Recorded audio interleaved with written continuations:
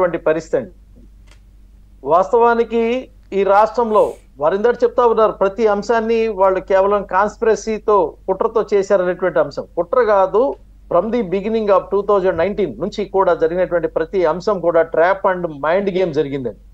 Public ని ఎలా trap చేయాలనేటువంటి ఆ యొక్క కాన్స్పిరసీ ఏదైతే ఉందో, ఒక పులివెందుల్లో మొదలైనటువంటి రౌడీ నాయకత్వం, రౌడీయిజం రాష్ట్రానికి పాతుకుపోయి పాకినటువంటి పరిస్థితిలో మొత్తం ప్రాంతాల్లో ఎవరైతే రౌడీయిజం చేయగలరో రౌడీయిజం చేస్తున్న వాళ్ళని ఎంకరేజ్ చేస్తూ వాళ్ళని దళాలుగా తయారు చేసినటువంటి పరిస్థితిలో ఈ రాష్ట్ర రాజకీయాల్లో ప్రజలు పడినటువంటి ఇబ్బందులు అన్ని ఇన్ని కావు చంద్రిక గారు. దాని ఫలితంగానే ఈ రాష్ట్రంలో మార్పు కోరుకోవటం అనేది సహజంగా ప్రతి సామాన్యుడి దగ్గర నుంచి మొదలైంది.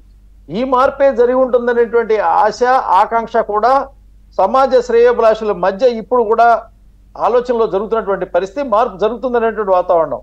మోసం గెలుస్తుందా లేకపోతే ప్రజల యొక్క అభివృద్ధి మోదం గెలుస్తుందనే దాని మీద ఎదురు చూపులు మనకి జూన్ 4తో పడుతున్నటువంటి పరిస్థితి. ప్రతి అంశాన్ని తను కావలసినటువంటి విధానంగానే ఏదైతే పదవి ఇస్తే ఆనాడు దౌర్జన్య కాండతో మొదలెట్టినటువంటి ప్రజావేదిక కూల్చివేత దగ్గర నుంచి రాష్ట్రంలో వాళ్ళు ఇచ్చినటువంటి ప్రతి పదవి కూడా, ప్రతిపక్ష పార్టీ కార్యాలయం మీద దాడి చేస్తే ఇచ్చినటువంటి ఎమ్మెల్యే పదవి కానీ, ప్రతిపక్ష నాయకుడు ఇంటి మీద దాడికి పోయి దుస్సాహసానికి ఒడిగడితే ఆయనకి ఇచ్చినటువంటి మంత్రి పదవి కానీ, ప్రతి లెక్క కూడా అతనికి రౌడీయిజం అనేది వెన్నుముక. ఈ రాష్ట్రాన్ని పరిపాలించడానికి కావాల్సినటువంటి వెన్నుముక. ఆ దళాల యొక్క తాపత్రయమే ఈ రోజున రాష్ట్రంలో మళ్ళీ ఈ యుద్ధం ఆరకుండా జరిగినటువంటి పరిస్థితి. ఆ యుద్ధం ఎందుకు ఆరలేదని వాళ్ళ కేంద్ర ఎన్నికల కమిషన్ వీళ్ళని పిలిచినటువంటి పరిస్థితి. అయితే రెండో ఒక మైండ్ గేమ్ మోసం ఉంది. ఎవరైతే వాళ్ళ సిఎస్ ఉన్నటువంటి నేను ఆయన మీద అభియోగం చేయగలిగేటువంటి అంశం ఏంటంటే, నీ దగ్గర నిధులు ఉన్నప్పుడు ఎన్నికల కమిషన్ నీకు ఆదేశాలు ఇచ్చినప్పుడు పెన్షన్ లాంటి స్కీములని ఇంటికి పంపించడానికి సిబ్బంది ఉన్నప్పుడు, వాలంటీర్ లేకపోతే నీ దగ్గర ఉన్నటువంటి సెక్రటరీ సిబ్బంది కానీ లేకపోతే రెవెన్యూ సిబ్బందిని కానీ విఆర్ఓల్ని కానీ వాడకుండా కావాలని వాళ్ళని ఉన్న ప్రభుత్వానికి అనుకూలంగా మార్చడం కోసం డిలే చేసి వాళ్ళు చనిపోవడానికి కారణమైనటువంటి సిఎస్ మీద నేను ఏదైతే కంటంనేని రవీంద్ర గారు ఇద్దరం కలిసి కూడా మానవ హక్కులకి ఫిర్యాదు చేయడం జరిగిందండి. ఏ సిఎస్ అయితే ఈ రాష్ట్రంలో ప్రభుత్వానికి అనుకూలంగా వ్యవహరించాలనుకున్నాడో ఆయన చేసినటువంటి పాపాలు అన్ని ఇన్ని కాదు. నాణానికి ఒక బొమ్మ జగన్మోహన్ రెడ్డి అయితే రెండో బొమ్మ జవహర్ రెడ్డి అనేది ప్రజలకు అర్థమైనటువంటి పరిస్థితి. మార్చాలనేటువంటి వినతులు ఆమోదించినట్టయితే ఈ సిఎస్ కూడా పోయినట్టయితే ఖచ్చితంగా ఎవరికైనా సరే నెల 1వ తారీఖున పెన్షన్ వచ్చేది.